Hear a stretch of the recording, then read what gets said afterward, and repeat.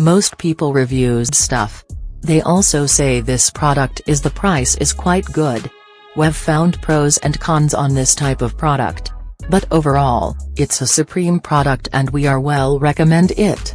When you however want to know more details on this product, so read the reports of those who have already used it. Visit the product detail link in description for an item you wish to buy. Tap add to cart. When you've finished adding items to your cart, tap the shopping cart icon.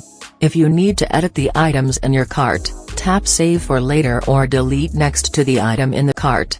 Tap proceed to checkout and follow the on-screen instructions.